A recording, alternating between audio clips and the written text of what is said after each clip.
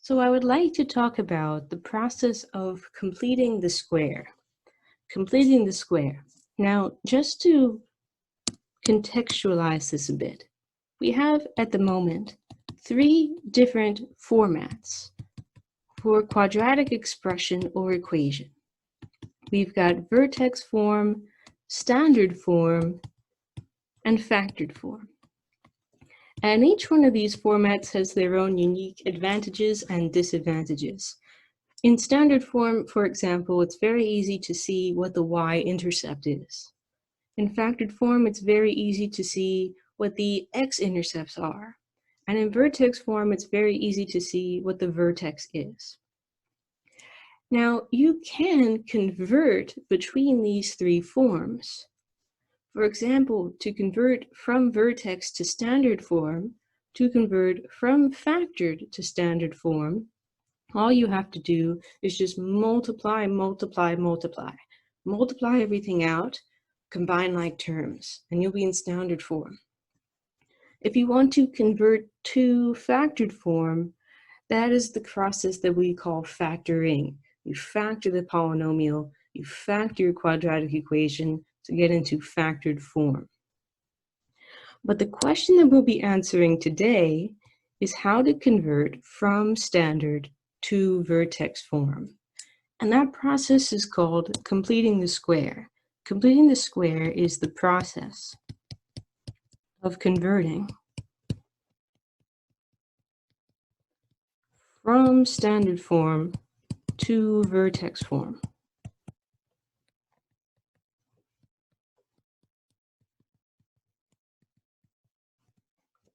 So let's take, for example, this expression here. I have x squared minus 8x plus 3. And someone says, can you complete the square? Can you convert this expression currently in standard form into vertex form? Now note that when someone says complete the square, we are not necessarily solving anything. Our goal is not necessarily to solve this equation. And in fact, in this case, we don't even have an equation. We only have an expression. So we wouldn't be able to solve in the first place because we don't have anything that we're trying to become equal to. So we're not solving, we're just reformatting this expression.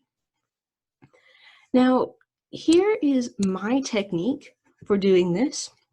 And this is very, very different from other folks' techniques. You will see probably about 5,000 to 10,000 different techniques if you go online to search for videos on completing the square. This is just my method. So my method says, okay, vertex form, which I'm trying to convert to. Vertex form has this appearance, a x minus xv squared plus yv. If I can just identify the values of a, the value of v, and the value of yv, then I can just fill in the blanks here and I'll be done. So that's going to be our objective. We're going to try and identify the values of these 3 numbers so that we can put them in to their appropriate positions. All right, so A, I think, is the one that's most cheaply gotten. If you look at this original expression here, x squared minus 8x plus 3, what do you think is the value of A? Now remember that A is the number that's being multiplied by x squared, the coefficient of x squared.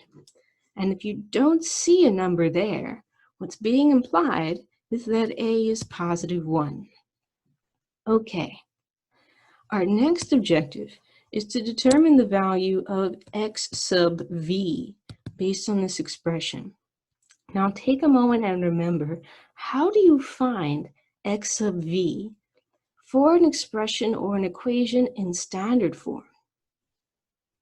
Our method is to take the quotient negative b over 2a, sort of this left half of quadratic formula, where a is the coefficient of x squared, which we just found was 1, and b is the coefficient of x, in our case, -8. So if I simplify this fraction, negative 8 becomes positive 8. 2 times 1 becomes 2.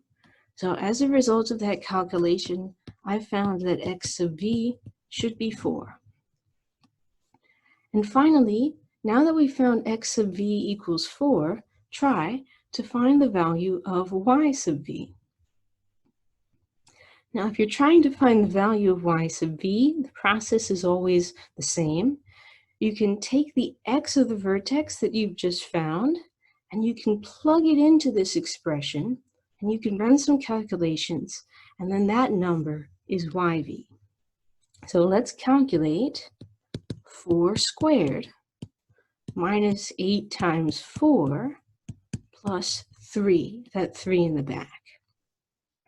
So we've got 4 squared becoming 16, 8 times 4 becoming 32, plus 3 in the back, and I think that this is negative 13, if you run those numbers. So at the moment, we have our values for A is 1. We have our value for x sub v, that's 4. And by plugging that in, we found the value of yv, that's negative 13. So what I'm just going to do is I'm going to finish this problem by putting those numbers into the appropriate positions. A is 1, x take away xv, which is 4, and then add yv, which is negative 13. Now, this expression is a little messier than it really needs to be. So if you prefer, we can rewrite this in a slightly cleaner way. 1 times any quantity does not alter that quantity.